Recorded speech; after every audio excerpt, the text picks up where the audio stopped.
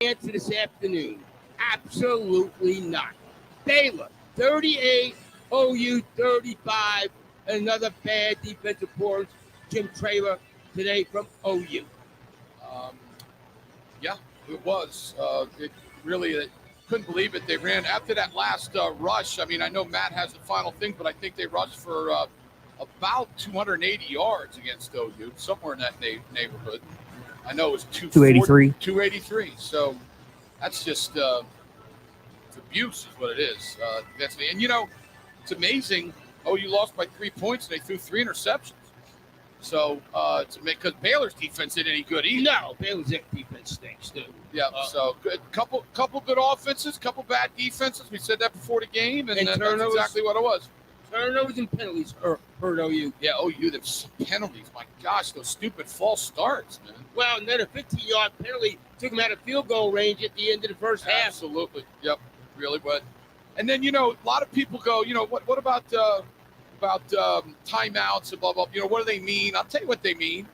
And they didn't stop them anyway, but that stupid timeout they called on 3rd and long, I don't know what the heck was going on there. Well, they could have had extra timeout and possibly got the ball back with some good amount of time, but it wouldn't have mattered. It wouldn't have mattered because they got the first down. No, I know, but you never know what happens. In Oklahoma, they needed to stop. They get within 3 points, and on the last possession, boom, and they can't get it. Baylor scored the touchdown. OU goes and gets scored, and they need a stop once again. And boom, right down the field. Kind of the definition, really, of the season, to tell you the truth. The offense does kind of what they need to do, and then the defense, they can't put it in the defense's hands, and the defense doesn't get it done. Well, now Baylor got a chance to win the Big 12. They can still win the Big 12. They went out. They're in Arlington. That's exactly right. I don't know as I watch them. I mean, I don't know if they can do that, but they run the ball well now. They got some. They're good. They're good on the offensive line, and they got running backs. I don't think they're good, but what this league is so you just never know. You got to win close games, and that's what Oklahoma today just couldn't get it done. Playing from behind the whole game. Yeah, no, you're right. It was. They tied it up at 14-14, if I'm not mistaken. Yeah, they got to hit 7-0, right? 7-0, and then they went down 14-7. Then they tied it 14-14. And frankly, I'm sure we're going to get a bunch of phone calls about how bad Gabriel was. But I will say this, 2 to 3 interceptions were just the way it is, a tip, Now, the 3rd interception he threw was bad. I mean, you can't be throwing that where he threw it. But, yeah, I mean, the defense was just bad. You scored 35 points. You should win. You should win games. You should definitely win games when you score 35 points. And they're really, I mean, a lot of times we come out here and we talk about certain players, but you know what happened? I don't know if there's a defensive player that I can really talk good about today. I didn't know it was out there. What if there was? I mean, you can't make if you can't make stops. How many times do they wind up punting the ball, man? Baylor. Twice. I think it was at least 2 or 3 times. Was it that many? Yeah. Then probably cracked a couple. Yeah, you're right. No, that's true. You're right. 4. Okay, 4 times. There you go. 4 times. Still not. Well, and they could get the stops when they had to get the stops in the 4th quarter. That's no, you're right. They cut it to 3, and then they gave up a touchdown. Then they cut it to 3, and then they gave up the end of the game. Right? Yeah. So just a tough loss, and now you got to win one game. You got to figure out to win one game. You got to figure out a way to win one game. You got West Virginia. OSU is just falling apart. Their team is they're just not any good at all. So you'll definitely have a chance to beat them. But West Virginia. And West Virginia. Who in West Virginia Iowa State game? Iowa State was up. I don't know what happened. Matt, you got to. Iowa State leads 24-7 mid-4th quarter. So West Virginia's the worst team in the Big 12. They are. They are. That crowns them as the team. Worst team in the Big 12. They are definitely the worst team in the Big 12. So you got to go beat them. You got to, and then who knows with Oklahoma State? That'll be who knows if Sanders will be back playing for them. Yeah. Well, they got to get about 10 people back. They're just not. They got problems. They got major problems. And Kansas is going to go to a bowl meeting. Yep. Well, I tell you what, the league. There's going to be a bunch of teams in this league to go to bowl meetings. West Virginia won't. Iowa State got a chance. Yeah. A bunch of teams. How many wins Iowa State got? This is the first in the league, so it's 4. They got 4 wins now, right? They were undefeated in non-conference, weren't Yeah, they? they beat Iowa. After today, they'll have 4. Okay, So they got to figure they're out probably 2 not more. going to get in. They're probably not going to get in one. But a lot of the other teams, I mean, just about everybody else could be in one. Well, they still got to get bowl. Baylor's bowl eligible now. Yep. OU's got to get bowl eligible. Well, I mean, you look at today's game, and it takes away the momentum. As you had we talked about that, Jim. After 2 wins, you come home and you gotta beat Baylor. Baylor's not a great team. Right? Baylor's an average team. You gotta beat. Well, you said it when you came on the air. We wondered if the performance against Iowa State was because Iowa State's so bad offensively, or is OU getting better defensively? And I think most of it was Iowa State's bad defensively. Oklahoma State just scored a touchdown. Yeah, Oklahoma State just scored a touchdown. The Rangel kid has looked pretty good. He threw 2 interceptions early, but he looks like he knows what he's doing, doesn't he? Yep, sure does. Tell you what, you and I talked a little bit of that, and we'll have the guys on after the game. But Mike Gundy made a pretty tough decision. I got to give it up to him. I do. And now Rangel, I think, is better. I don't think there's any doubt. Then about why was he Rangel. second team? I have no idea. I don't have any idea. But I bet you Gunnar Gundy's not real happy with his dad. Well, you know what though? He's played on a major college team. He didn't have a lot of other choices. No, you're right. But I think what's going to happen now is he probably leaves. Be my guess. Or unless he just does he want to be there with his dad? Does he want to Maybe could be, yeah. By the way, I just thought I'd tell you something that you may not know yet. Georgia's really good. I mean that. I just want to give you a quick stat, people. Just listen to this closely. Matt Meyer, will you just listen to me? By the way, the Tennessee's going for it on 4th and 28 here, so with 10 and a half minutes to go, and he gets sacked. Matt Meyer, you want to hear something really interesting? Through Georgia's first 8 games, they had given up 7 touchdowns. Is that any good? Yeah, I heard that the other day. Is that crazy? And by the way, that's getting ready to be 9 games and 7 touchdowns. They're holding this offense that everybody thinks was, and it is really good so far. The bottom line, it's Georgia and everybody else. Nobody's close to them. No one. Ohio State is overrated.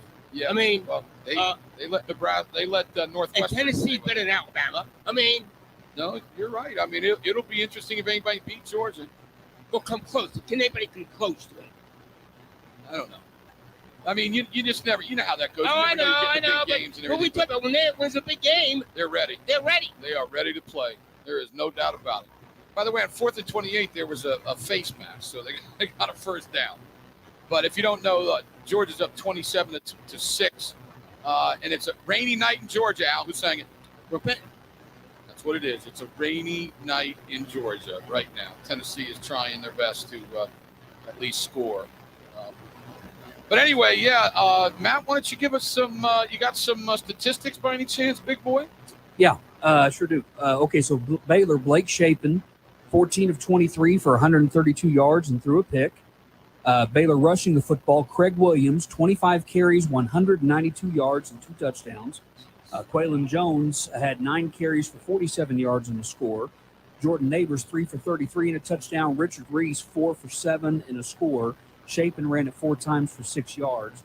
Josh Cameron was the leading receiver for Baylor, 5 catches for 72 yards. Hal Presley had 4 for 34. Individually for Oklahoma, Dylan Gabriel, 22 of 34 for 261 yards, 2 touchdowns and 3 interceptions. Eric Gray ran it 23 times for 106 yards and 2 scores. Gabriel ran it 9 times for 70 yards and a touchdown.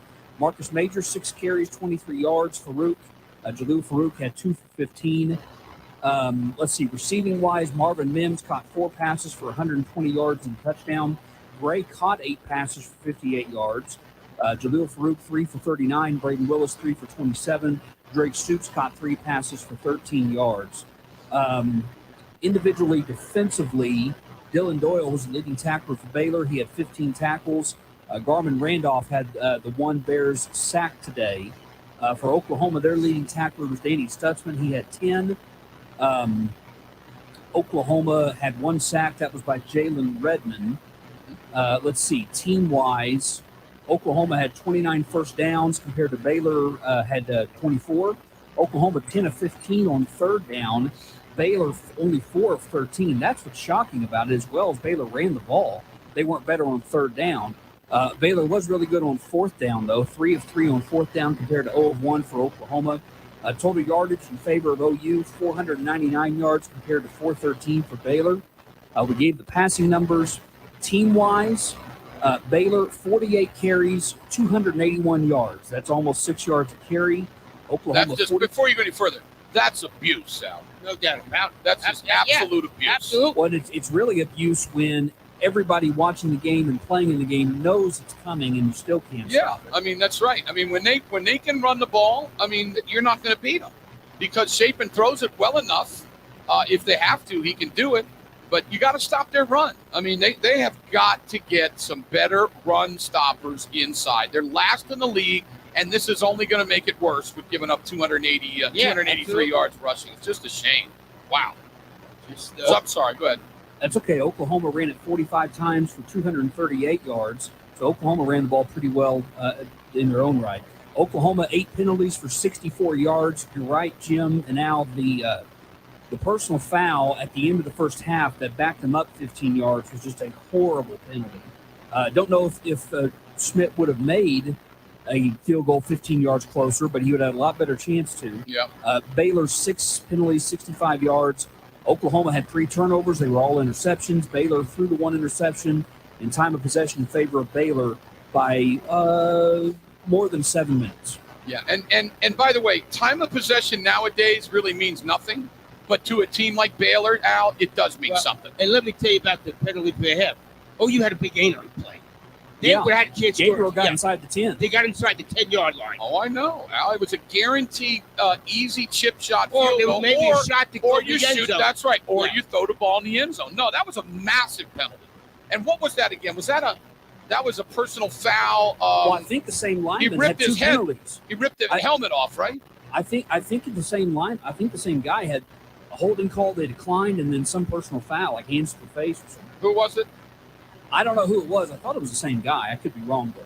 Number 64. Who's that? Thought it was. I'm wrong. Anyway, you just can't that penalty. And then those stupid false start penalties. You got second and 2, and then second and 7. And they're driving. I think that time to take the lead, weren't they? Yeah, and then you have 3rd and 2. Yeah, and then the next thing you know, it's 3rd and 7. I mean, you can't do that stuff. That's a drive. They'd stop them, and they were driving to take the lead. Just unbelievable. So, by the way, I'm getting people texting me. I don't know how you all do it all week long. 98.9. If you're walking and you're getting ready to get in your car, we are in 98.9. That's where the post-game show will be. It will be for both OU and OSU. So put it on 98.9. Also, if you stream, you go to our app, and there's a little area there that says streaming. Push on that, and then you'll see 98.9. Click on that, and then you will get to it. It's very, very easy. Just go to the streaming, and you'll see 98.9 KISS FM, and then push on there, and you'll be able to listen to the whole show. I hope so. By the way, our phone number is going to be exactly the same too: 405-900-9957. By the way, I'm being told that it was rain that did it, but I mean, Baylor's a good team, but they're not great. No. You're supposed to beat them when you're at home. You're at home, yeah. OU's the favorite in the That's game. right. They were definitely the favorite. You're right. So it's not a good day for the state schools. Tulsa got beat. OSU's getting lit, and OU loses. So it's a bad day for the state of Oklahoma as far as football. Well, I tell you what, when's the last time that Bedlam's meant nothing? Well, it's got to be forever. Mac, the year that TCU and Baylor, was it the Baylor? Yeah, that year didn't mean anything. 2014. Yeah. That'd have been it. That's when it was the last game of the year, too, right? So yes, it was. Jeez, yeah, that's a really good point, Al. Bedlam really, because every year after that, for the next 6 years after that, Oklahoma won the conference, and the year after that, Oklahoma State. Well, we know last year was winner goes to Arlington. Yeah. Well, yeah, they got to get better. They got to get better defense. So yeah, it's again we saw some some bad tackling and some angles that were being taken. Oh, that so were, many angles. I showed you that one replay Yep. out where I think it was Broyles came running up and he shot up beautifully. I mean, that's Yep. what you want as a safety.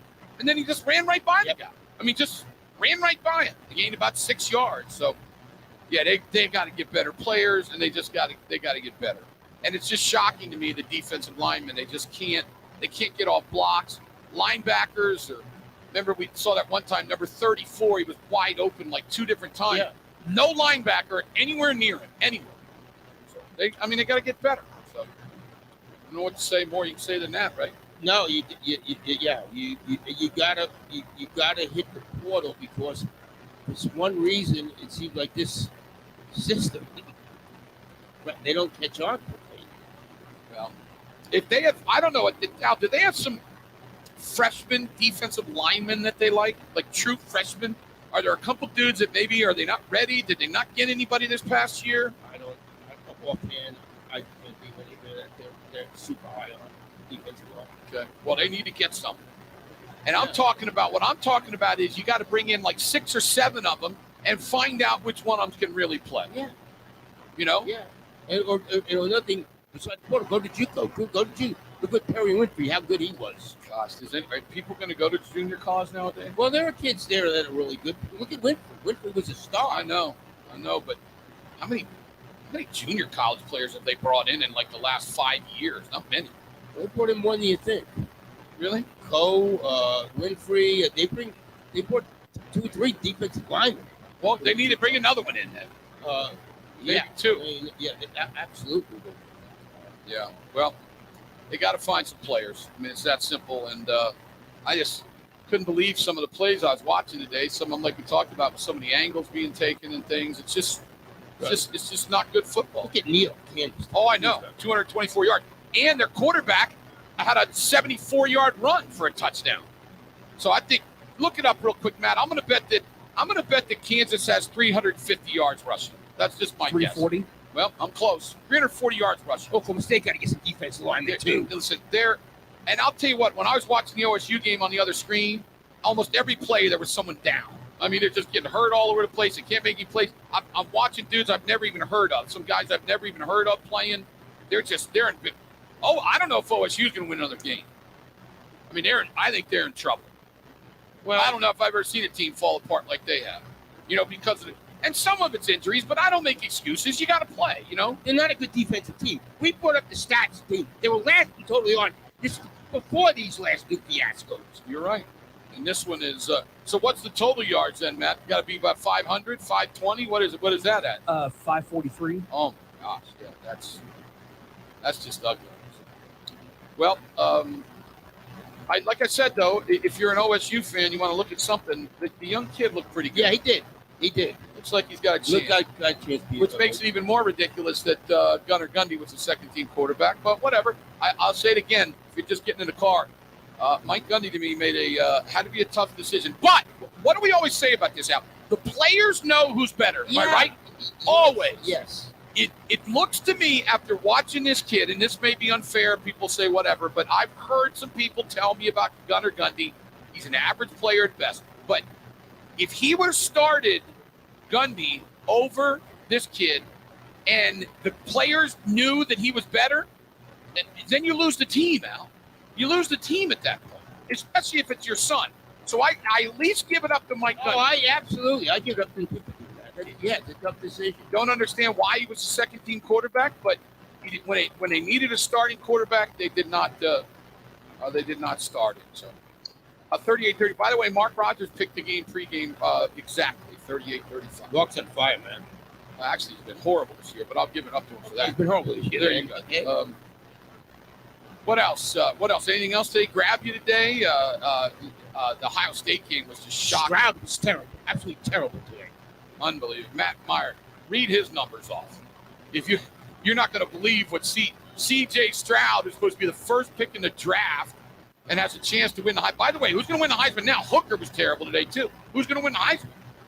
Well, Stroud was 10 of 26 for 76 yards. 76 yards against Northwestern.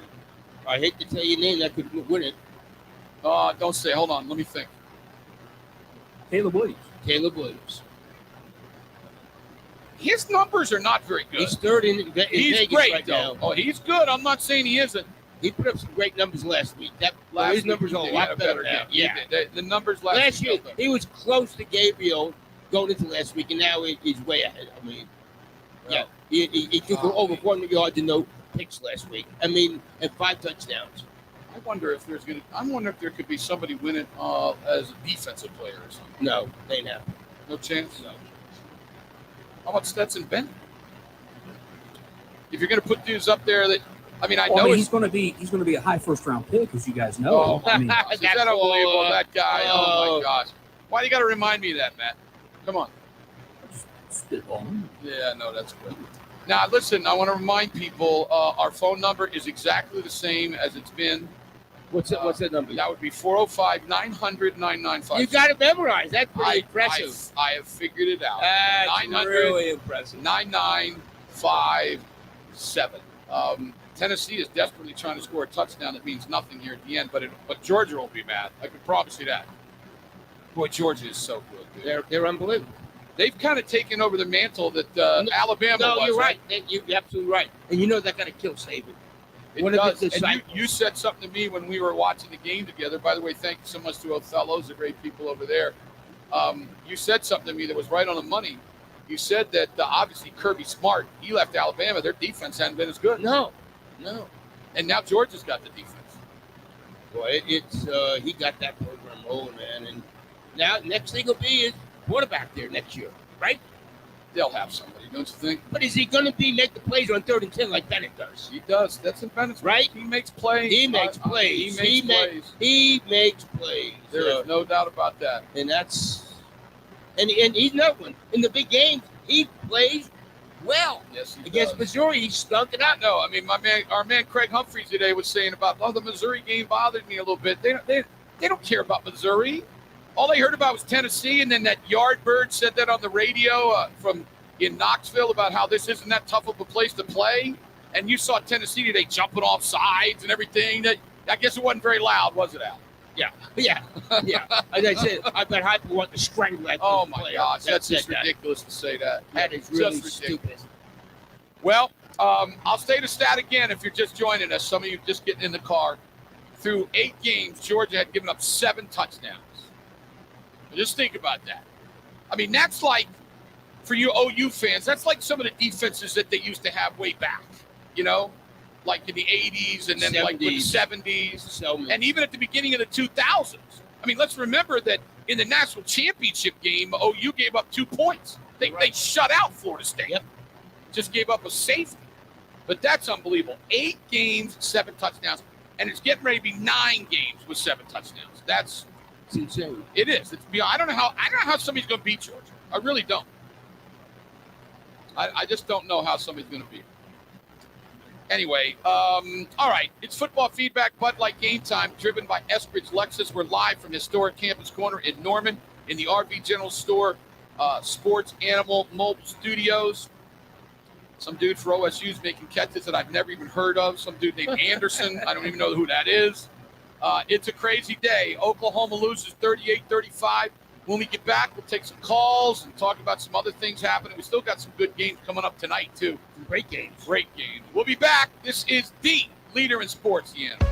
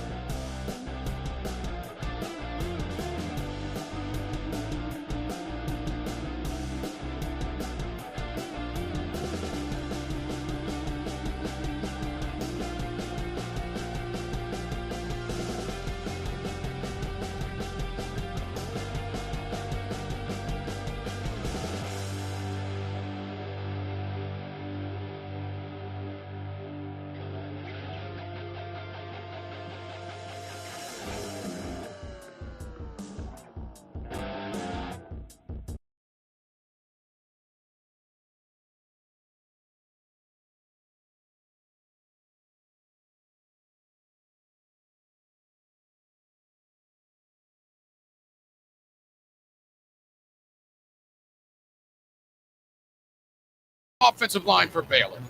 You know, yeah, it's cool. Let's go with that. They don't get a lot of love. No. They dominated tonight. Yep. I mean, Yep. dominated Yep. the game.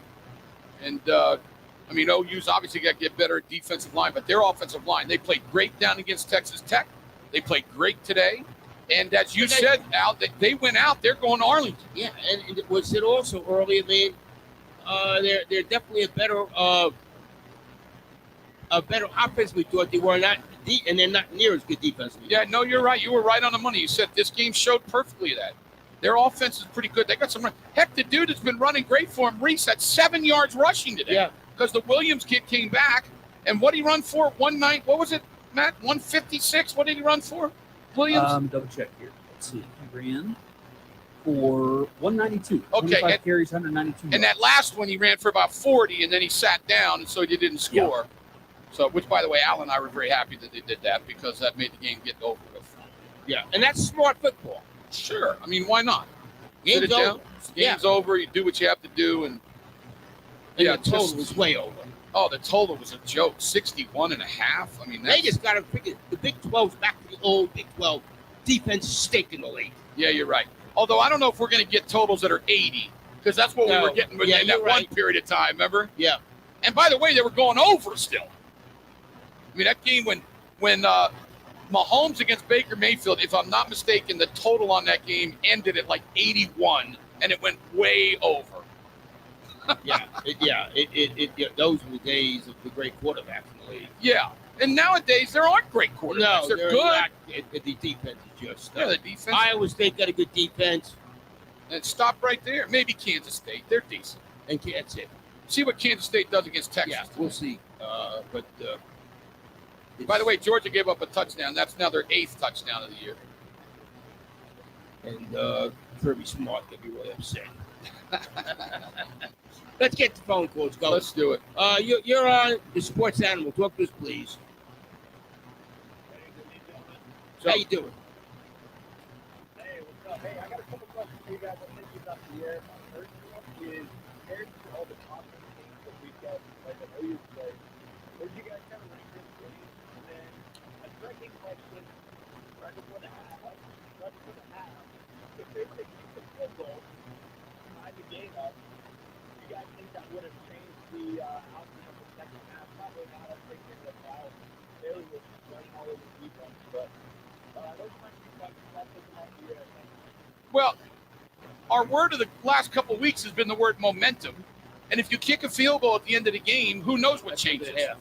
So you get a stupid penalty. You're down at about the 11-yard line. What was it, Matt? There were about 7 seconds left. That's enough for a play. Is that what it was, Matt? I think it might have been 7. Yeah, I think there would have been enough maybe to get one snap off. Yeah, so you throw it in the end zone, and if you get a touchdown, you're up by 4, but then you kick a field goal, and you're tied. So it just shows you how, little stupid plays here and there.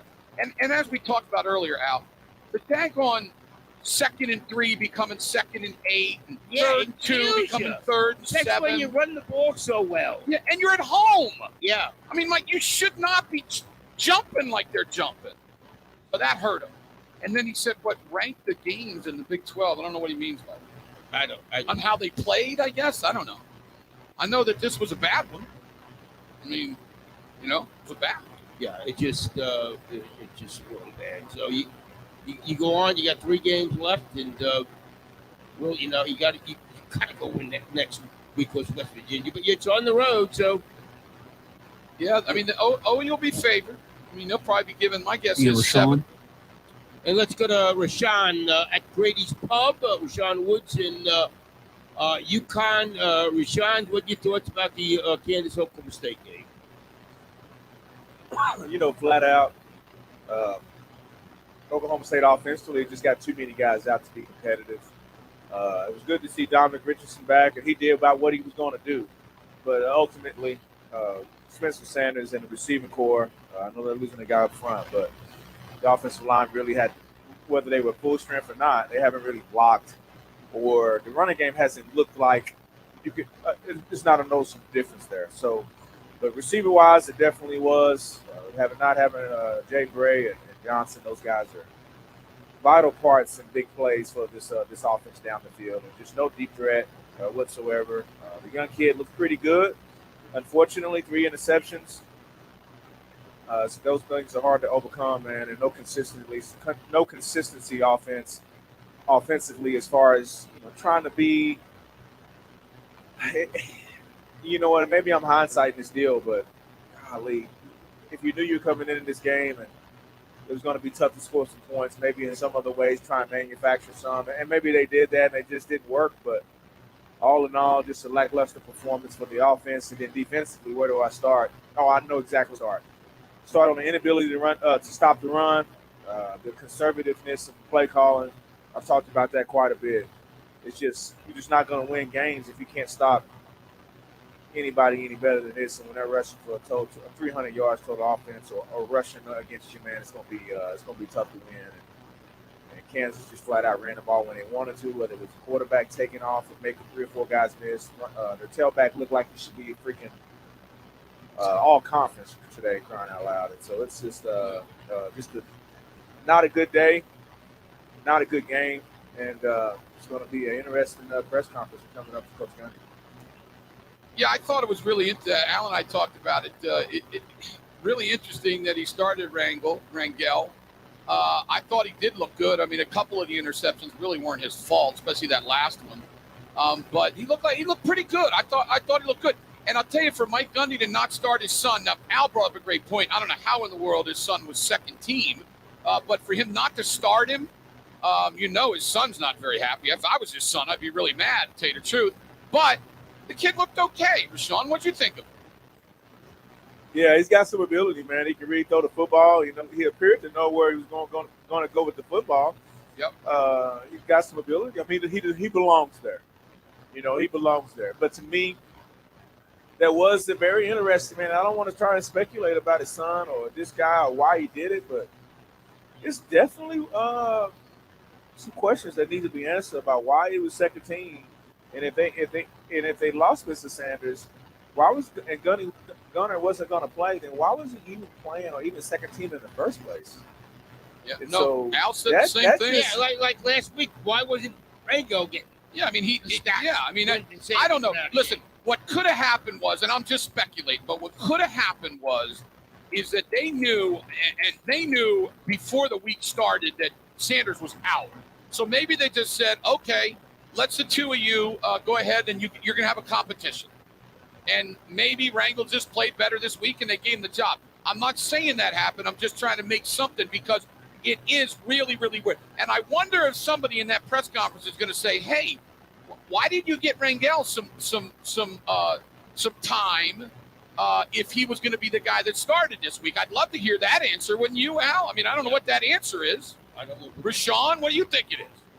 Man, golly, I don't know, but this is just an opinion. Okay. This is not how I feel, and I want to make sure I'm clear on that. But maybe it was maybe it could have been to protect Gunner a little bit. You know, like if you knew it was going to be a tough win, don't have everybody there.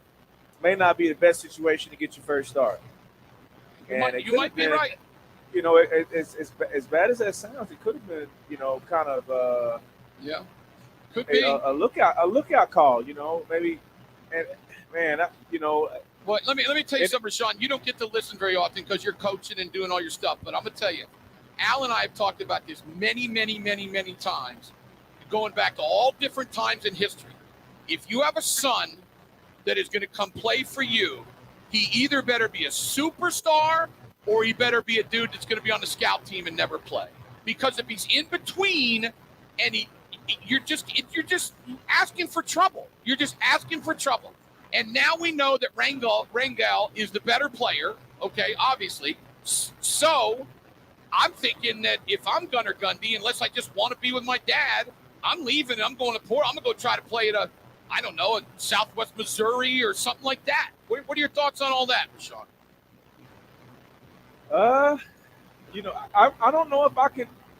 It's not enough sample size yet to say that, hey, this guy's definitely going to be better than Gundy. That's a good point. I mean, he's he still threw the, whether or not they're his fault or not. Right. Threw in 3 interceptions. He's 60% of his passes. They didn't win the game. They couldn't put points on the board. He wasn't electric when things started to break down. He's smart with the football for the most part, but again, it's hard to say. We did not get a chance to evaluate. Fans, media did not get a chance to evaluate. Have gotten a chance to evaluate Gunner yet, and I think that was purposely done. And so, but the players know, Rashawn. You know this. The players know who's better. The players know. So if you start the dude who's not as good, the players are going to be mad. And if you start the guy who's not as good and he's your son, then you're going to have a bunch of problems. That's all I'm saying. That's why Al Esbeck tells the wonderful story. It's incredible. Bud Wilkinson, his son, was great. He said, I think you should go somewhere else. He went to Duke. And Al, you say they don't want a national championship. Won a national championship in 1963. But Bud Wilkinson was ahead of his time and said, I don't want to have my son play for me. And so you remember Nathan Simmons, Rashawn? Yeah, I was just about to bring that up. Everybody on that team knew Jamal Fobbs was better than him. Everybody. And that's back when I was covering the team and I was with them all the time. Well, I was on that team, and I'm gonna tell you this about that. Jamal was good, but Nathan was better physically. Yeah, physically. But Jamal was an electric guy. Like he could go out in the receiving, play that. He could run behind in the line, but every down guy, Nathan was better. But you're exactly right in this aspect. Yeah. Because he was his son, every time Jamal did something that was good, everybody just automatically said, you know what, this guy should be starting. Why is Nathan even in there? And the truth of the matter is that they both had their own positives to them, and it was just flat out tough because you got your son playing with you. It's going to always be it's always going to be, and I think probably a lot of that had a lot to do with who played tonight. Unfortunately, that's a bad situation. But the reality of it is, if Coach Gundy feels like Gunner gives him the best chance to win, then he should be playing. Well, he would have started him, right? He would have started. Right. It doesn't matter. It doesn't matter what anybody else says, and that's the truth of the matter. And I believe that's probably would have happened if that's how he felt. Yep. But that's not what happened today. Coach Gundy truly feels that Rangel was the guy that was ready to go and the guy that needed to play, and that's what we saw. And so that's my personal feeling on it. Yep. But the other one was just an opinion. Yeah, it's interesting. It's an interesting take. That's right. It's radio, and absolutely. And you get to talk about all of those little things and all those conspiracy theories. Absolutely. It was interesting, Sean, a couple of weeks ago. We all know how bad the Oklahoma defense. We've been ripping it apart deservedly all year long. And I found the stat. OSU's defense was worse than OU's in total yards. And this is before the last 2 blowouts that the defense has been blown out. No, you're right. You're exactly right. So, gotta get better on defense. No, you're right. Not a good day for OSU. Not a good day for OU. And that's the way it goes sometimes. Football feedback, Bud Light Game Time. Live from historic Campus Corner in Norman. We're in the RV General Store Sports Animal Mobile Studios, and this is all driven by Eskridge Lexus of Oklahoma City. And our man Rashawn Woods is out there in Yukon, right? Tell the Brady's people. Pub. Brady's Pub.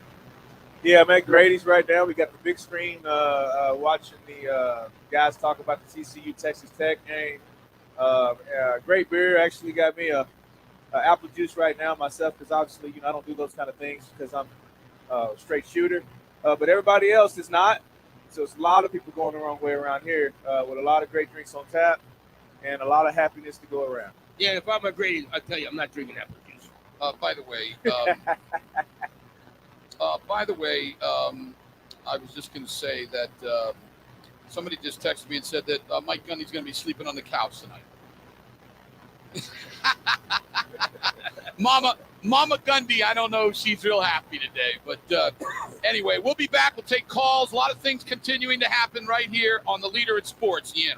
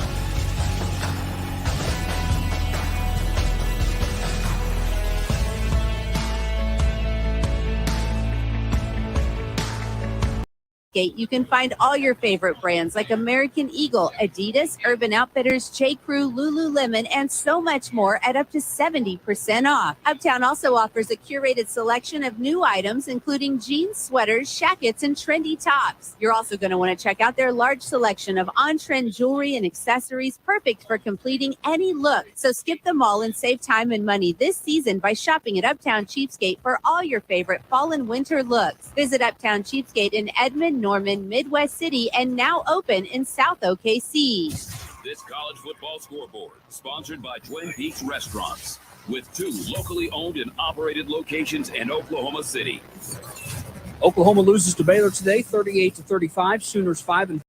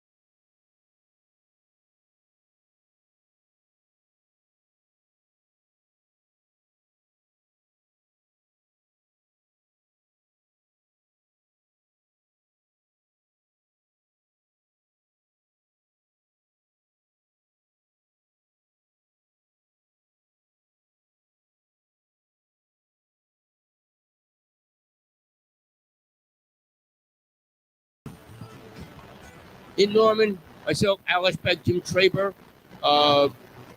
Baylor 38, Oklahoma 35. Sean Woods up in UConn at Grady's Pub. We'll go here first. Who rose the occasion in this game? Dave Aranda. It's 4th down on his 29-yard line. They're clinging to a lead, and and he they don't goes make to the it there. first They're down. in big trouble. They cling to a 38-35 game right there, and he goes on 4th down. And And listen, he's number 2 in the country and going for it, but he's 67%. Today they were 3 for 3 on 4th down. I mean, Texas Tech and Baylor are number 1 and number 2 in the country at going for it. And Aranda's a defensive guy. Isn't that weird? He's a defensive guy, Al. I guess Neil, he had an incredible day up there, up in Lawrence, right, Rashawn? Yeah, unbelievable. Devin Neal is the guy on this side of it. 32 carries, 224 yards with a 7-yard per touch average. And he was the leading receiver. 6 catches for 110 yards, 18 yards a catch. Holy moly. So he's obviously He had 340 total yards? I mean, my God. Yeah, unbelievable. One guy. Hey, Kansas was efficient. They were close to being perfect on offense as you could be. And had this bad coach out defense.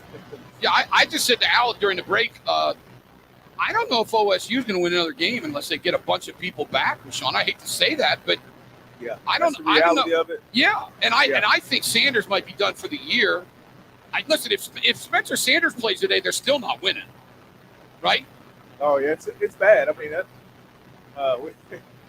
I know. I mean, somebody was joking with me, sent me a text.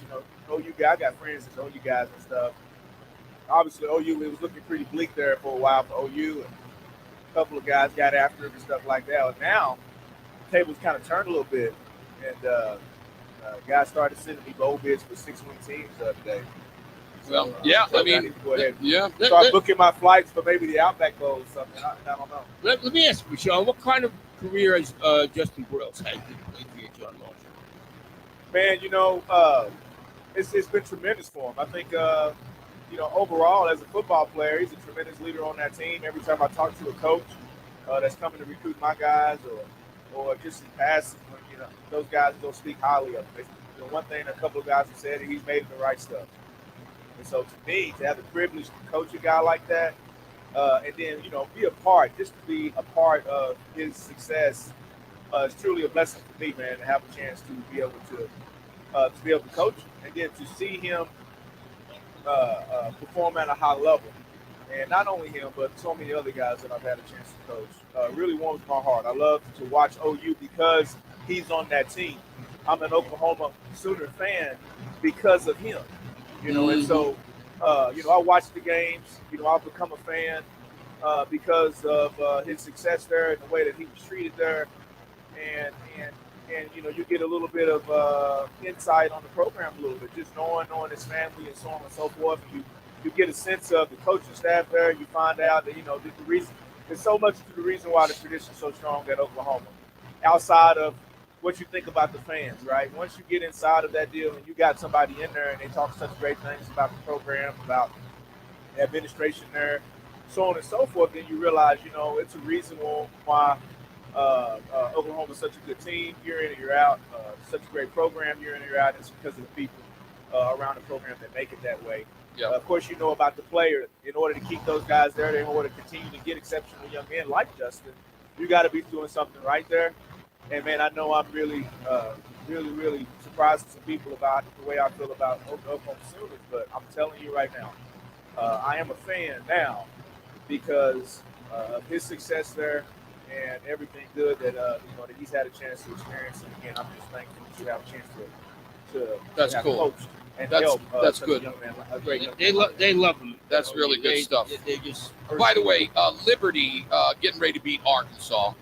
Liberty's up 21-19. There are 43 seconds to go, and Liberty has the ball. I mean, I'm telling you, you know who that is now? That's you freeze. Hugh Freeze. Doesn't he have to get a job, Al? I mean, that dude can coach. Auburn, you're right. That's perfect.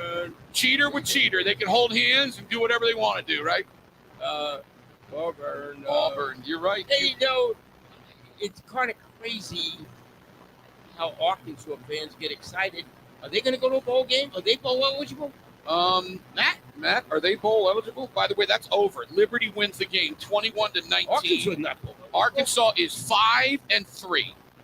Let's see the rest of their Well, they're schedule. 5-4 now. They're 5-4 now. You're right, 5-4.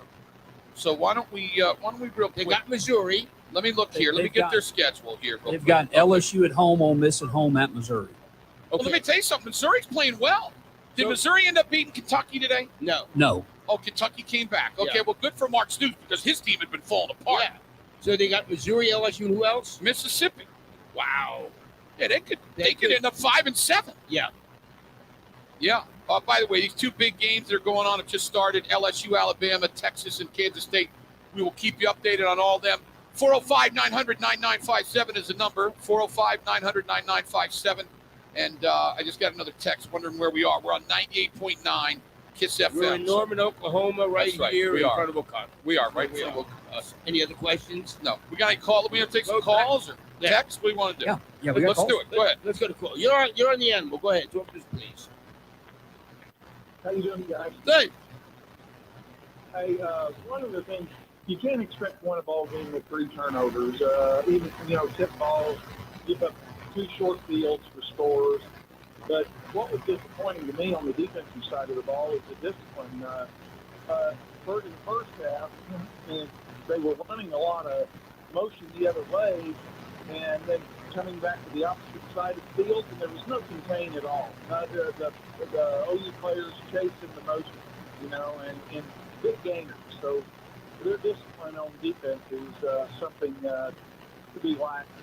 It was a well put together scheme, I thought. I thought Baylor did some their misdirection and the things that Baylor does really messes with you. To have a quarterback that is not a great player and be able to do those types of things, I think is a testament to what they're doing down there. That Grimes guy, the offensive coordinator, he supposedly is like the next big star, like the guy who's coaching at Texas Tech. Talk about it all right now. Yeah, so I understand what you're saying. Oh, listen, OU's got a lot of work to do on the defensive side of the ball. There's no doubt. But we got to give a little credit to the scheme and the things that they did over there. Don't you agree, Al? Yes, absolutely. I think too much we always talk about how bad people are. Sometimes the other side does good That's things. exactly right. That's Yeah. exactly right. So, by the way, this big old targeting play, Kansas State's going to get their player thrown out of the game here. Just obliterated a Texas wide receiver. So, Let's get back to the phones. You're on the animal. Go ahead. Hey, gents, how you doing? Good. Hey, so I'm not really going to talk about the games that I saw today with OU and Oklahoma State. I'm an Oklahoma State fan, but just for fun, I'm going to ask a question. I'll make a statement, and I'll take them both off the air. Right now, if you had to vote, Big 12 Coach of the Year, is it going to be Sonny Dykes or Kansas coach? And then my statement is, you were talking about the Heisman race earlier. You better start putting respect on the Red Rocky old Max Duggan down there in TCU. Okay. Well, first of all, I think that if TCU goes undefeated, he wins hands down. You agree with that, I Al? totally disagree. Disagree? On Vegas, he's not even the top. No. I'm talking about the Coach of the Year. Oh, coach here. Yeah. I thought you were saying Duggan. But if they don't go undefeated I and agree. Kansas wins another game or something, Rashawn, you agree with that? live poll probably, huh? Rashawn, Coach of the Year. I guess that's not a stretch. I think TCU they're barely getting by, guys, man. I don't know if they'll go undefeated, but if they do, yeah. You got to contribute to coaching. But do I think they're a top team? No, I don't. I don't either, I Rashawn. don't I either. agree with you. But Yeah, they just they're keep barely on getting winning. by, man. They just keep on winning. Hey, that's all you can do. Let me tell you That's all something. can do. In 2000, there were people all over the country saying the same thing about OU, right? They were saying, how they getting it done? Remember they barely beat OSU, Al, because Heupel's arm was hurt? But they beat the number one. They did. Yeah, they had beat, that great run in October. Yeah, You're they beat right. The number one team in the country beat the number 2 team in the country. No, you're and right. slaughtered Texas. No, I agree with you, but TCU's just getting by everybody. that's true. No, that's a good point. But Leipold, my gosh, people thought they might win 3 games, and they're going to a bowl game. But And they tore the goalpost down. they did. They tore the goalpost down today at Kansas. And they didn't get maced. That's a little crazy, man. I don't know. What, not getting maced? You No, want not, maced? tearing them down when you beat I thought Oklahoma wanted to State. get maced. Hey, Kansas life of that guy. He should be coach, Big 12 coach. That's what we're talking about. Yeah, Big 12. Yeah. Oh, yeah. He's a shoe in. No, If wait he a doesn't minute. win What another if Dykes goes undefeated? They were picked I 7th don't in the care. league. I don't care. Now, which one is harder? Winning 6 games at Kansas or going undefeated at TCU? That's really the question. It's going undefeated It's TCU. close, man. It's never happened. Ever. Undefeated is psychotic nowadays. Yeah, Mangino at least had to go winning Orange Bowls. Yeah, Okay, Mangino but won one of them. which one is well? Kansas has already done it. So Yeah. So And listen, Kansas has already done You're it. right. They've already won 6 games. They're going to a bowl game. I agree. So you still got to wait on TCU. It'll See be a what's great gonna race. happen. It'll be a good race. It's not going to happen. I would put at least a cheeseburger. If they lose, not cheeseburger and fries. Would you put fries on there too? Oh, I put fries and a drink. How about a milkshake? Hey, I Milkshake? can guarantee. Get out of here with a A milkshake. milkshake. Give me a beer. Oh yeah. Hey, whatever. Hey, what's your beer, Al? What's your bill of the month? Chimay. Chimay. Chimay. It's Oh, like yeah, it's man. like I got it on tap in my house. $17 a bottle. So you better be careful Oh, with the yeah, rich for guy sure. over here. I'll get you 2 of them if they go undefeated. Hey, we're agreeing with you. We don't think they are going to We go don't think undefeated. they go undefeated. No, it's no way it It happens. ain't happening. By the way, no. Texas scores up 7-0. Bijan Robinson makes an unbelievable run, and they're up 7-0 on Kansas State. What do you got, Matt? What is they teach you got left beside Baylor? And they got And Baylor Texas. and Texas. Baylor, Texas, and who would be the other? Iowa State. Iowa State. They are at Texas next Saturday. Then they're at Baylor and then home for Iowa Look, State. if they go through that, man, I mean that'll be pretty impressive. I don't think they're going to do it either. I tell you what, Texas can get into the. Of course they can. Well, they beat Kansas State today. Yeah. Then they beat TCU. They're going to be in. Yep. Then it's going to be TCU and Texas. I'll tell you what, if it's TCU and Texas, that stadium will be psychotic down there between those two teams. All right, what do you got? Some more calls? Yeah, let's go back to the phone. You're on the animal. Go ahead. Hey, what's up, guys? So how are you? Hey, so Jim, I called you last week. Sent you the LA Times article, kind of talking about the refs needling Oh yeah, you in Texas. right. Yeah. So I asked you guys 2 things just to look up. One, when was the last time OU went this far in the conference schedule without having a holding call called against them? I And don't then care two- about that, dude. You know what? Let me tell you why. No, can I say something? The reason why there's no holding calls is because OU's defensive linemen stink. You don't have to hold them. You just block them. I mean, I'm not buying into this conspiracy theory. I do not believe that the Big 12 is telling the referees don't call any penalties against teams that OU and Texas are playing. I don't believe it. I don't buy into that stuff. Yep. I'm sorry. I'm not a conspiracy theorist. 99 times out of 100, I don't believe any of it. Even with JFK? Nope, I don't believe it. Really? Nope. Okay. Just one guy did it on himself? I think 50 people did it. How about that? Does that make it better? Let me ask you a question. If Bryce Young plays great the rest of Yes. the season, could he win the Heisman? Yes, he could definitely win the Heisman. There's no doubt about it. Of course, no. They don't like to give it to people. Second time. Yeah, we'll see. Alabama stopped LSU. They got the ball No, they rolling. go so- right to the Breaking field. ready. Yeah, they're going down the field. Football feedback, Bud Light Game Time, driven by Eskridge Lexus. We're live here in a historic Campus Corner in Norman in the RV General Store mobile studio. How much did A&M win by today? They lost again. No! Who'd they play? They play whoever they play, they lose. Where was it at? Florida. They played Florida. It was at home. Really? No, they could have lost to Florida at home. They did. They're not going to a bowl game. By the way.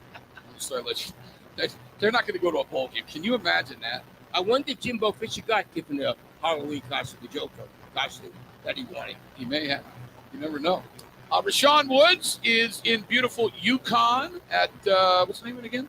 Brady's. Grady's Pub. Grady's. What's happening at Grady's Pub? Man, right now, watching the Texas-Kansas State game on the big screen. Guys are drinking up all the great spirits and beverages here on tap that they have, and just got a couple guys playing a little pool, just all in all, having a good time here at Grady's Pub. OU, OSU both lose. We'll continue to take phone calls, 405-900-9957. Keep you updated on all the great games going on. This is the leader in sports, the Animal.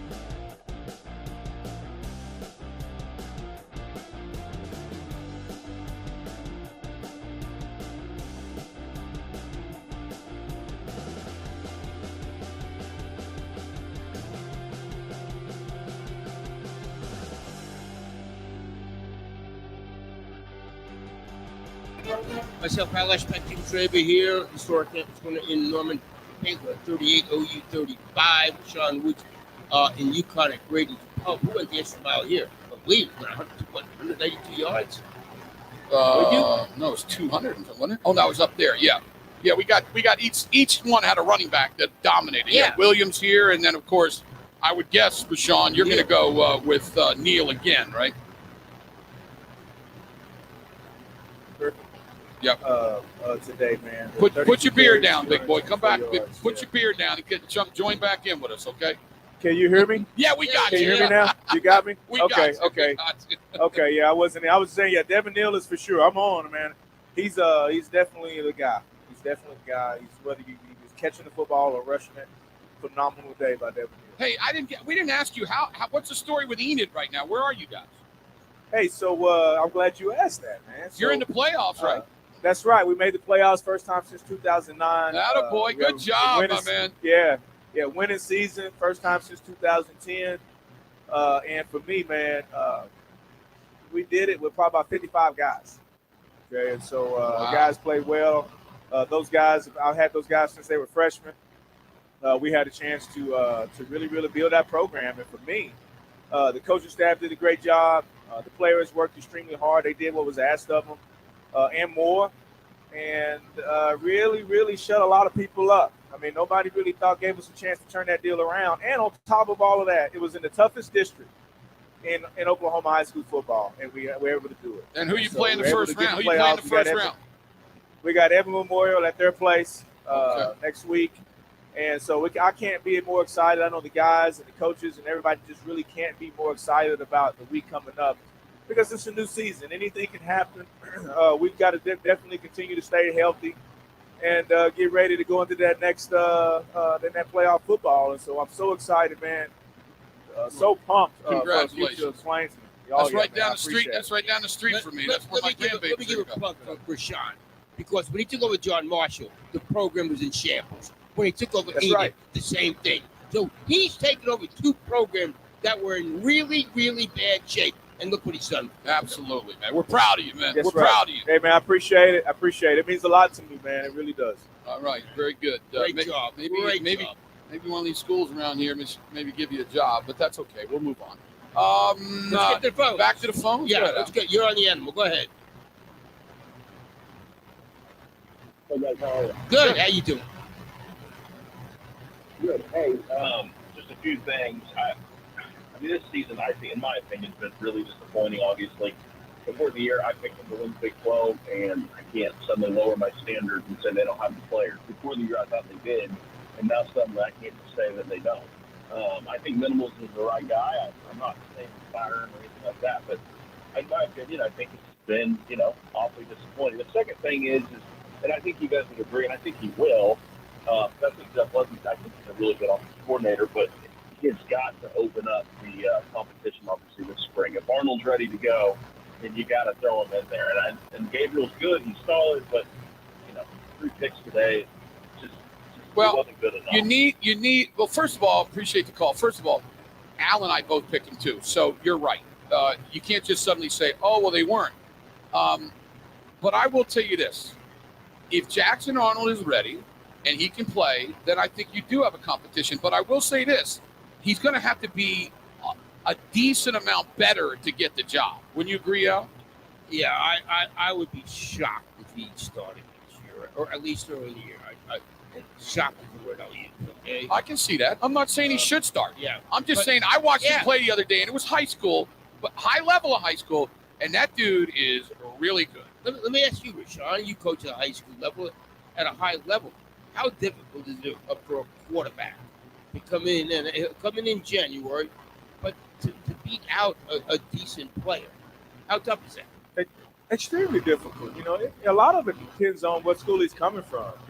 You're going to get guys with different levels of mental aptitude. Not necessarily that one is smarter than the other, but the program that they go to matters. And so bigger schools or teams that throw the football or got a coach that understands the way all college offenses are going or ran, gives that kid a better opportunity to make that transition. Not to mention just the physical aspect of it, the ability to push the ball down the field and make the tough throws and so on and so forth.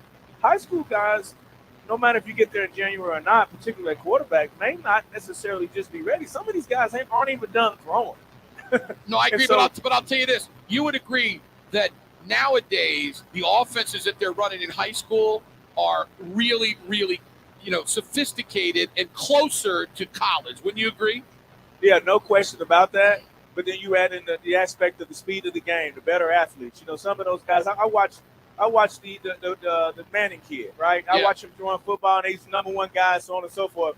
And then he's throwing his passes to guys, and I'm looking at defensive backs, and I'm like, these guys that are covering his receivers are definitely not Division I, right? So he can be off on a couple passes here and there, and they'd be on his highlight. And if he's off, 2 or 3 feet in a college game, that's not going to transition or going the other way very well. Ball's going the other way. Exactly right. Right? Ball's going the other way. Yeah. So the athlete, the talent level is all better and so on and so forth. OU's issue is that they're not as dominant at receiver. And so to me, if you got a receiving core that's big time, sometimes you can get away with a younger guy because your guys are so talented out on the edge. And it makes up for maybe him being off or not quite understanding or getting used to the speed yet. Right. Gabriel is the opposite of OU right now. Gabriel is a veteran, may not be extremely talented arm-wise or athletically, but he understands the offense at a high level as good as any of the coaches do. Yeah. He's going to get the ball where it needs to go, and his margin for error is pretty slim, and for the most part he knows exactly what to do and where to go with the football. The other thing I'm just going to say is that Denton Geyer, where he's played, it's high. They run the exact same offense that Jeff Levy runs, and the guy who's the coach there is friends with Jeff Levy. So he's going to know all the principles before he even gets here. So I don't think it's going to be. Yeah, I don't think it's going to be one of these deals of he doesn't know. If he's talented enough, and I saw him play, Rashawn. You know me, dude. I'm not going to go out on a limb. He's pretty daggone good, dude.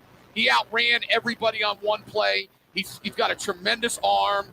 He looks poised.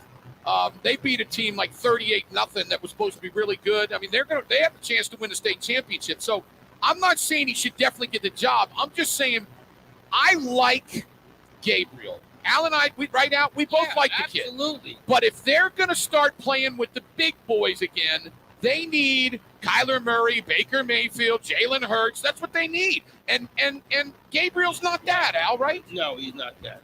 There's no doubt. Go ahead. But can you go? But here's my deal. He was out.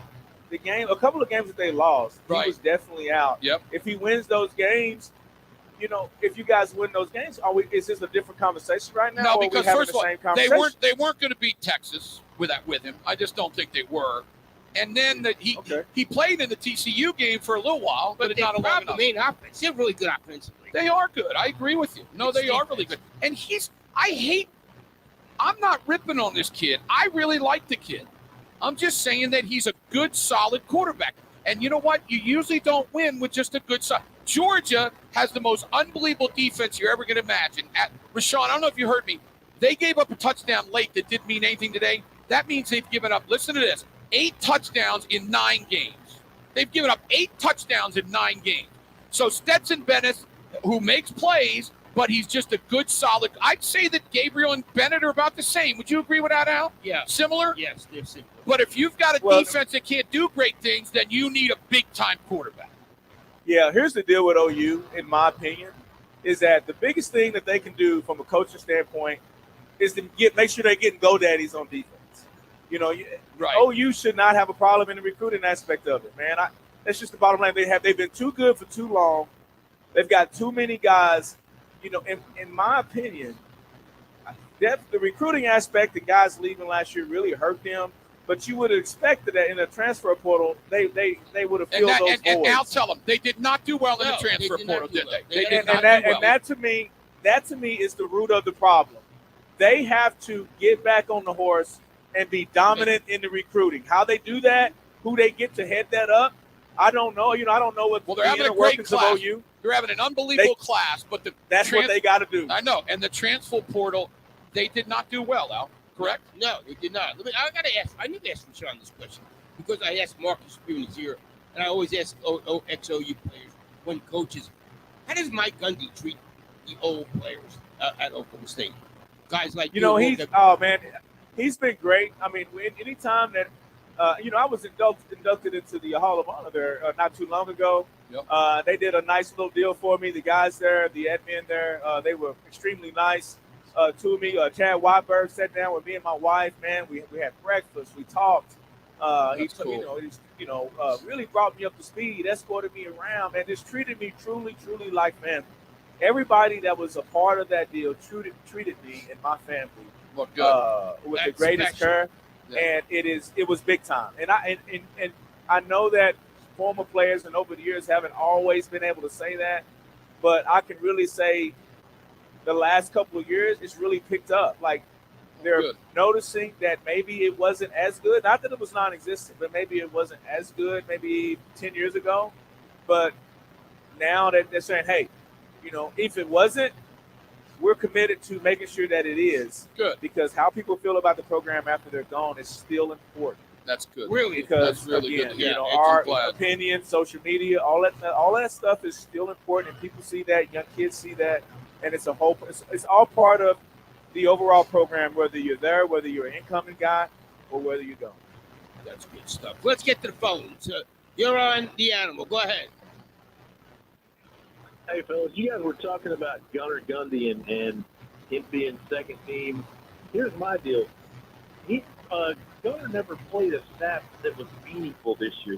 Anytime he was put in was when somebody was the game was out of hand or something like that. To me, I don't think they wanted to burn Rangle's potential red shirt. No, hold on a second. Hold on real quick. Hold on. Stay on the line. Don't hang up on him. Here's the deal, though. When you're a young kid, every single time you can step on the field, it helps you. And you got 4 games to play. And you can play 4 games and save your red shirt. You see what I'm saying, my man? So, even if it's meaningless football, you're out there, there's a crowd, you're seeing the speed of it. That's all I'm saying. I just don't understand why they were playing Gunnar Gundy when this kid is obviously better, or at least looks like he's better.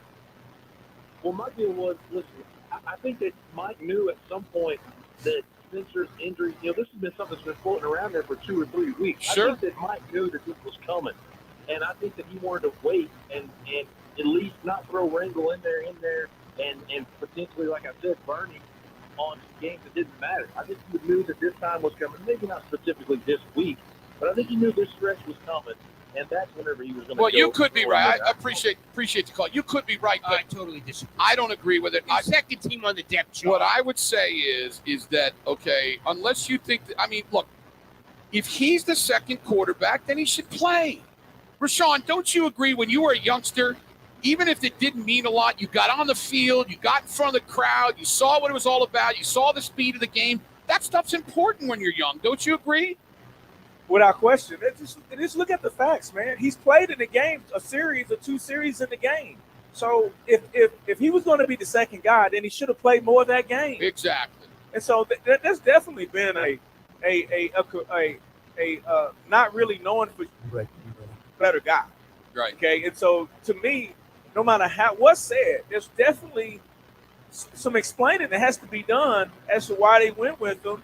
And he has no meaningful time at all other than the 2 series in that game, which if he would have played, if you were that serious about him possibly being the second guy, then he should have played more in the game that he got in. Simple. That's simple. That way, that's right. And so now you can't blame it on eligibility and so on and so forth. You can't do that. Or if you are, there should have been a better plan. It should have been thought of or at least discussed. Yeah, You got to that situation. Still going to Kansas State last week. They still were in the driver's seat to be in the championship game. It's not like the season was over. So you want to play the best dude, and I just don't agree with it. I'm sorry. I don't know. I hope somebody asked him. I'd be interested to hear his question. But you got to play the guy. Yeah, and it was banged up. He was banged up before the last week's game, and they went with Gunnar. Yeah. So you know what you need. Hey, let me tell you something. Check with your sources. I heard that there was a fight at not a fight, but a big old argument at halftime up in Kansas State on whether he should play in the second half. Talking about Spencer Sanders. So I just think there's a lot of things going on that we don't know about. But what I do know is if the dude is a second-team quarterback, you got to get him some time, Al. Also, I thought about the sore shoulder, and I'm just wondering that if they rested him for a game, if they lose him for the season, and there was a chance if they rested him for a game or so, he wouldn't be out for the season. Well, all I know is And that why was he in the game down 41-0? he got hurt when it was 41-0, and he had been hurt for 3 weeks. I don't need to say anything else. What's wrong with him? What Yeah. exactly is wrong with him? Well, I don't know. I think Golly, it's pretty man. serious now. I think when I he mean, got hurt what last could it week, be? it's serious. Well, Like I'm figuring it's like a shoulder or something. it right? is. An It's AC definitely sprain, maybe. it's definitely a shoulder. Throwing shoulder. AC. If it's an AC sprain, he's got to be what? Maybe in 1 week at the most, 2 weeks at the most. I think it's Out. more than that. I'm just saying, but we'll see. I mean, I think there's a chance Rashawn he doesn't play anymore this year. I do. I really believe that. But we'll see. I mean, they're never going to say anything to anybody. So tell people where you are, Rashawn. I'm at Grady's Pub 66 here in Yukon, Oklahoma.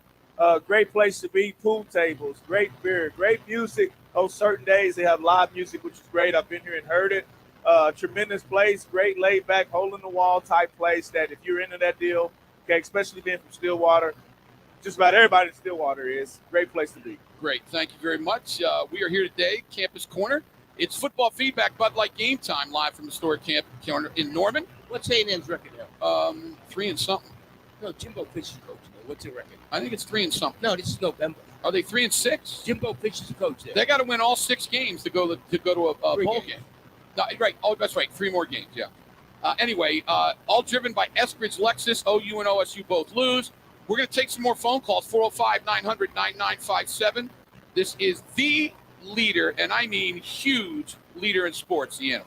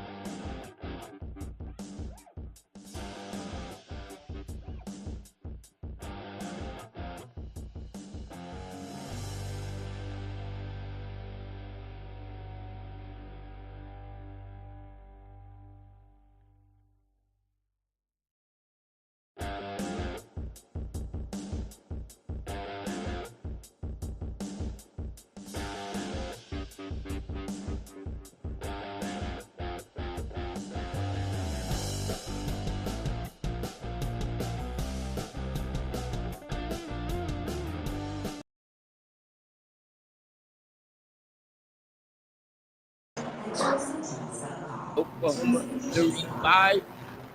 Sean Woods up at Brady's Pub in UConn. The people are mad we turned the music off. That's what's about their dances. Hardest working play. I'm going to give it to the Baylor offensive line who demolished the Oklahoma defense today. Sean Woods, who are you going to give it to up there in that game? Yes. Well, are you going to give it to Neil again? You're going to give everything to Neil. That's my Jason Bean today. Very efficient day for 203 yards and 2 touchdowns, no interceptions. How about the run? Rushed for 93 yards. 93 yards. Across the field was phenomenal. So yeah, Devin Neal didn't do it all, but Jason Bean had a big hand in it as well. What were the total yards for Sean? Here, I'll get it. Let's see here. Total yards, Kansas, 200 yards passing, rushing. Oklahoma State, 414 total yards, passing yards, 304 passing yards, 110 rushing yards. Kansas, 8 yards of play, which is phenomenal. Oklahoma State, 5.6 yards of play. I'll tell you this, Rashawn. We're talking about the portal for OU, and they need it desperately. OSU needs to get a couple defensive backs and a couple offensive linemen in it. Yeah, well, I mean, they probably do too. I mean, I think they still got some pretty good defensive linemen. Just some of them are. You're right. They're getting lit up. You're right. They're getting blocked. You're right. They are getting blocked. They probably need to get some. You should never not have another lineman. Your lineman outside of your quarterback. Your defense and offense got to be number 2. You got to get this. Yeah. Because and really, truthfully, number 1. Because on the offense and defensive lines are a good time. Everybody else is better because they're the best on the field. Yeah. If you're the best, you got the best offensive line, the best defensive line on the field. Right? Yeah, that's the way they've been football games. That's the way they've been winning. You got to get big time. Go there, he's up front. If you get those guys, you're not playing for championships. Let me ask you about the open single. Is it obvious Rodriguez meant that much to them? No. Rodriguez was able to find a lot of times because, quite frankly, success. No question. That's a great guy. So not to say that makes us not, but he is way conservative compared to what these guys got after we get. And you're the way to get guys together. The success of the defensive line and the linebackers went way down on the nose. And now it's way down on the face. Yeah. And so that is it's an approach, a defined approach that we're seeing right now. You know what I always say, Rashawn? I always say, if you're going to get beat aggressively. That I truly believe that. Yeah. You know, and that's what Knowles did. He got beat something that he got after it, and he got after it. Yes, and this is where Oklahoma State is right now. And not a big restriction as a coach. You can't cover the guys. Stop trying to come in. You need to cut the time down in which you got to cover. Yeah, blitz. Bring the house. You got to get them off the field, man. Because you can't go to them anyway. Do you want a slow bleed, or do you want to just rip the Band-Aid off? If they score, hey, you're off the field. If they don't, you're off the field. Yeah, no, I'm 100% with you. The way they attacked this was unbelievable. They were coming from everywhere. I know. Last year. I know. The biggest reason why our OU is not have such defensively is because they don't understand. To me, they don't understand that simple fact. If you're going to go fast and score fast, don't come on down defense. Okay, and think, well, we're going to 15 plays. You want to run yourself up and y'all can take the turn just because you can make up fast on offense, and then your defense ends up spending up to the attack. So you can put the thing right on the field. No, I'm 100%. You want to get the football, whether they score or not. You want to get the team. That's the whole point of going to the huddle. Yeah. Don't think it. Don't be aggressive and know that if it's fast, you have the ability to score. But intentionally, other thing you're going to have to ask yourself, especially if you're not used to doing that, are we going to try and pace this and keep this going? Or are we going to try to slow it down and run the ball and try to do that? They got something right here. I like that. You're right on the money. Right on the money. Let's keep rolling. You're up on Sports Channel. Go ahead. Go ahead. Go ahead. You're on the air. How you guys doing Good. Excellent. So I kind of agree with you guys that Dylan Gabriel is an okay quarterback.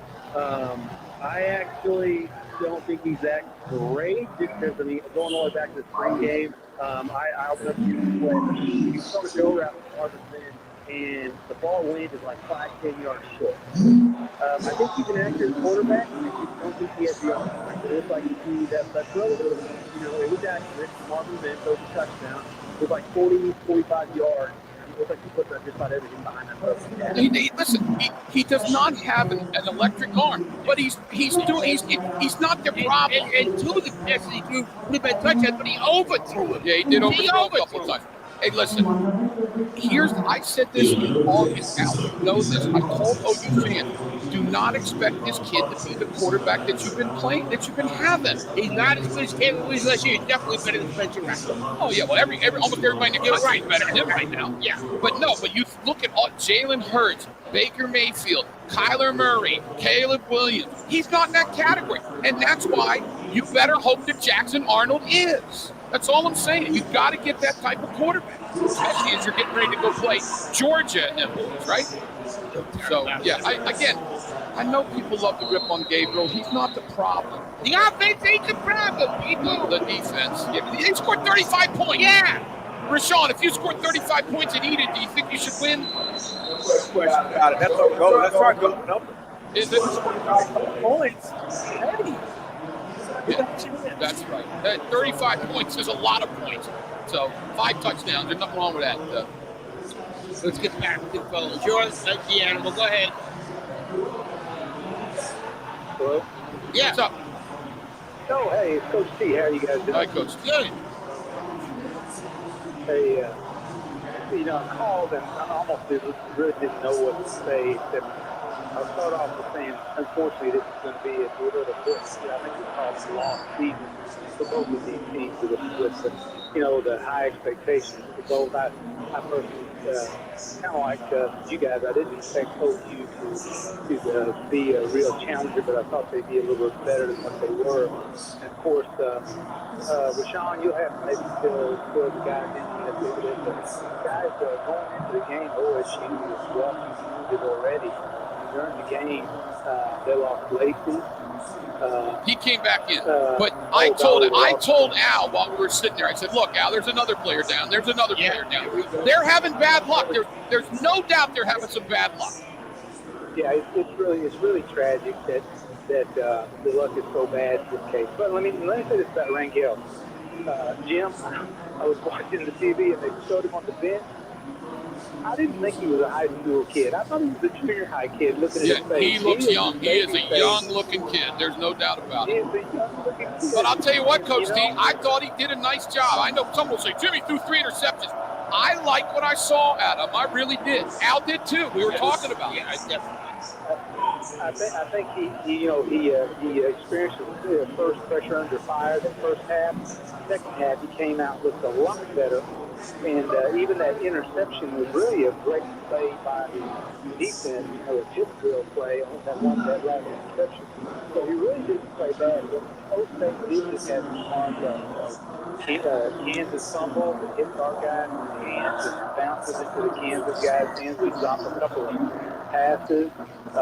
There's so many little things. It's like when you talk about being aggressive defensively, it seems like we just kind of get a hand on the quarterback. It's not quite enough the last couple of games. And I think you guys have hit it on the head. I think we've really got to do something to try to turn the pressure up. Yeah, defensively. got I think, fortunately, we are playing Iowa State and West Virginia these last 2 games, but we've got 3 games. OU's on the road. Just get after it. Get after it. That's what they got to do. Get after it. Thanks, Coach T. I'll tell you this. we talk all the time on the radio, Rashawn, about what an unbelievable job Mike Gundy has done with not having great classes on paper, right? We talk about it all the time. But you know where that hurts? In depth.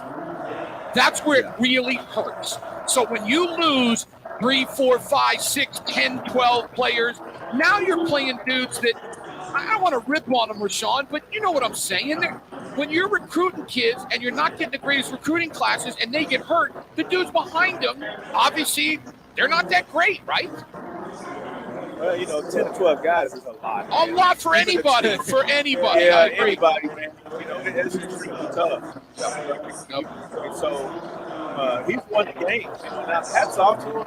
He's won games with a lot of guys out. They won Texas. They beat Texas with quite a few guys out. I agree. The issue is just having the wrong guys. Yeah. What I mean by that, the wrong guy right now is Spencer Sanders. No doubt. He's best player all on the of team. these guys, all these guys can be out, but if he's back, if he's playing, he got a chance to win. He won that Texas game, Al. You know, right. And with the running game too, Rashawn, he's a difference maker. That's right. They're not good at running. Right. They're not good at running the ball, and he's the best runner they have. Difference maker. Yeah. And so that's just the reality of it, man. I mean, you don't want to have injuries, but there's always a couple of guys that you can't afford to lose. If you lose that guy, you're a different football team, and it's a drastic, horrible difference. Totally. So everybody has those guys, no matter who you are. If you're Alabama, you have those couple of guys that are that way. If you're Georgia, it's the same thing. Even though they have a tremendous amount of depth, it's not a normal thing to see somebody be able to bring in a Tua Tagovailoa and then have Jalen Hurts on the side. You're right. People just don't have that kind of stuff, and if they do, it's only maybe 5 programs in the entire country. Yeah, no, you're right. Rashawn, tell the people where you're at today. Grady's Pub 66 here in UConn. Great place.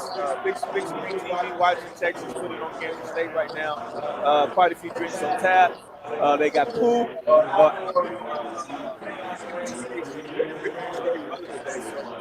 Great place. All right, Al and I are down here. It's football feedback, Bud Light Game Time, live from the historic Campus Corner in Norman. We are in the RV General Store Sports Animal Mobile Studios, and it's all driven by Eskridge Lexus of Oklahoma City. We'll come back, take some more phone calls. We'll continue to keep you up to this Alabama LSU. Nothing. And just when I was praising Bryce Young, he's terrible. He has not played very well tonight. You're right. LSU, though, they got some players on defense, but you're right. He has not played well. Stay with us. A lot more coming up right here on the Leader of Sports here.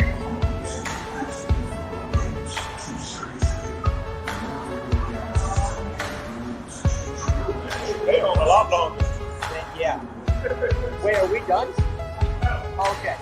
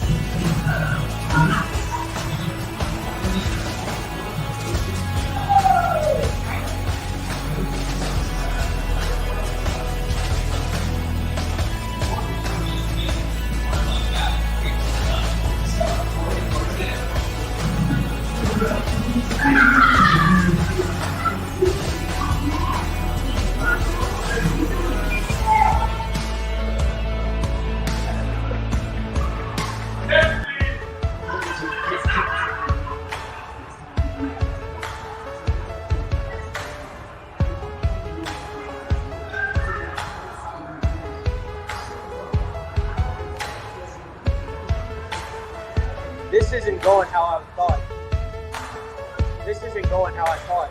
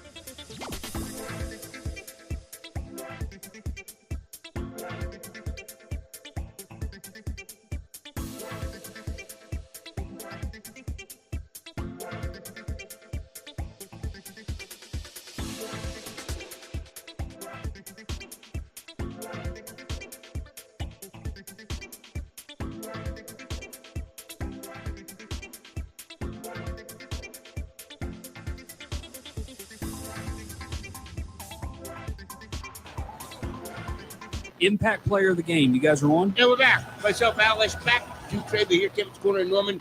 Today with 38, OU 35. Rashawn Woods up in Grady's Pub in Yukon as a post fall today. Impact player of the game. Neil was so good. I'll give him an impact player for both games. That's good. We'll do that. Neil's an impact player for the whole daggone day. Yeah. How about that, Rashawn? Yeah, easy choice. Let's get a phone call, and then we'll go to some final thoughts from Rashawn. Actually, Rashawn's staying for the segment with Matt because he came a little bit later. So Good. we'll do ours. I We'll do last want you to work a little bit later. That's right. We're going to make you work, Yeah. Rashawn. Go ahead. I guess that's Right. Let's get to the phones. You gonna say something? What You on is the that? animal? Go ahead, please. Or something. Yeah, you're on the animal. Go ahead. Talk to us. Go ahead. Go. You there? Is it me? Yeah, it's you. It's your big chance. Is it me? It's your Yes. big chance. Okay, this is Boston, boss. Hey, Bob. How are you? I'm fine. I was at that game. I'm driving back from it right now, and I mean, it's obvious why they left. It was clear to me watching the game that even turnovers, etc., Oklahoma wins the game. But you know, 3 interceptions, turnover and downs, failure to make third downs at a critical time, and that's what cost them the game. That throw, by the way, by Gabriel, I had it measured at 60 yards. Yeah, it was a long throw. He can throw the ball. He's just not He just didn't have. When he threw that thing, I thought that's a rocket.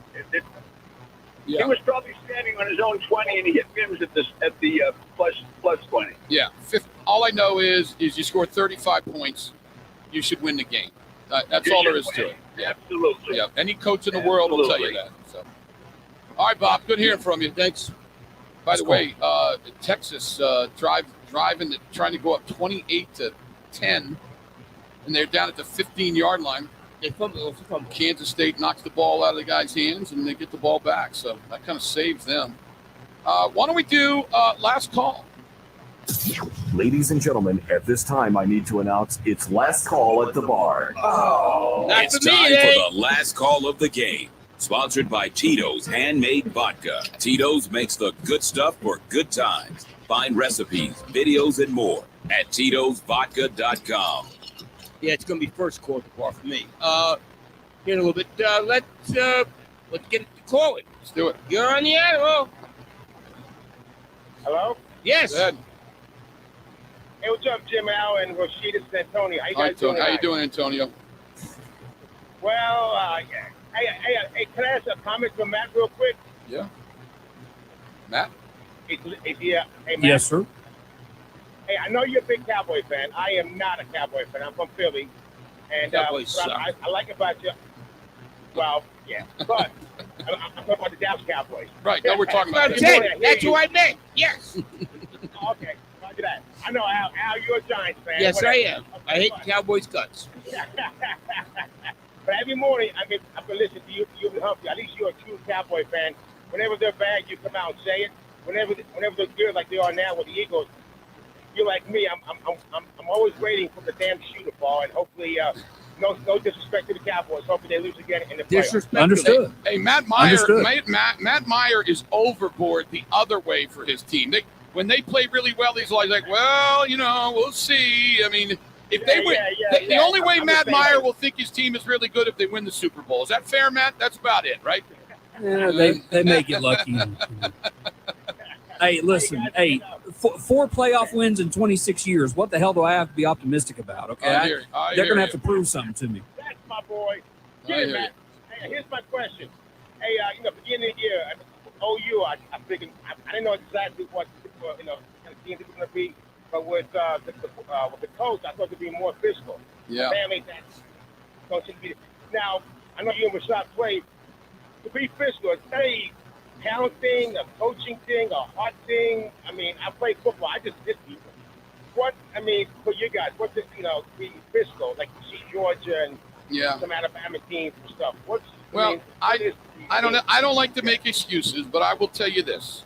I think that I've said this before. I think that Lincoln Riley ran his program in a way where it wasn't about toughness and hitting people. It was finesse, and he's going to light you up offensively. But between him and Grinch, I don't think they're real physical, and I think they're trying to teach that now. And it's not going very well so far. Al? Well, let Rashawn answer that. Rashawn, you're coach. What's your thoughts? What you see, and how you make a team physical? Physical comes from. That's one thing that I always talk about my teams is that they're so physical. And so, like in my practices, I don't know if we necessarily do anything from a hitting standpoint that's any different. But when I go to film and I see a guy that's really like I call it, signing a peace treaty, right? When they're coming downhill on the guy and say we got to pull and guard. And we've got to hit that guy. The head's got to be on the inside. We got to take the correct angle, and our pad level's got to be right. Okay, and so if all of those things don't happen, it's important that you stop. You're not necessarily stopping in practice, but when you watch it on film, this is unacceptable right here. You know, I like to call it cutting the guy in half. And we're not cutting him, but our pad level and our aggressiveness to hitting that guy is where it needs to be. And those guys are the guys that play. And then from a competition standpoint, I got something called the gulag, okay? On my offensive linemen, my best guys, everybody that's going to play for me, the first thing they have to prove is that they're the best 5 guys on offense or the best 4 guys on defense. And so my toughest, most physical, most competitive guys are my starters. Once I determine who those guys are, then we start teaching them how to play football. Okay. And so college, Toughness believe it or first. not, Toughness first. yeah, is what toughness is first, without a doubt. Then you teach them how to play. You find out the guys that's ready to stick their nose in it, then you teach them how to play. It's not that much different from college, man, I'm telling you. The toughest guys need to be playing. I like that. And if it takes them a little longer to learn what's going on, they might not be as tall, so on and so. They might not have as many stars by their name. Toughness does not come with a star rating. Amen. Okay, Amen. being a bad SOB does not come with a star rating. And so when guys understand that, okay, then you get the toughest guys out there, and then your team becomes physical because the standard is there. You know, and if the standard's not that, if you want to throw the ball out around a yard, you want to go out of bounds, and you allow that stuff as a coach, then guess what? Your guys are going to go out of bounds. They're going to take the easy way out. They're going to slide. You're going to have a running back that's 220 that's running out of bounds. You know, and that stuff is just unacceptable if you stand on the mantra that, hey, toughness first. I'm with you, man. Hey, listen, before we get out of here, Al, let me just tell you something. Blaine just texted us something. Let me read this to you. It's the 4th time this season they've allowed 275 rushing yards in a game or more. It's the 5th time they've allowed 38 points or more. And they are not eligible in the 9th game of the season. The last time this has happened was in 2009. And it took them 10 games that year. So obviously things are not going well. Al, your final thoughts? Well, yeah, I mean, it's the same old, as I started the show. There was some false hope that the defense would improve. Well, and we found out it was false hope. So because I would say isn't any good on offense, you just when you're giving up 3rd and long, 4th and making 4th down conversions, giving them up and everything, that's not winning football. You lose the turnover battle. 3-1, you lose by 3 points. You could make stops on the final couple of drives that were just absolutely critical. So, yeah. Make one or the other, you might win the game. Give the offense a chance to win the game. And they didn't do that.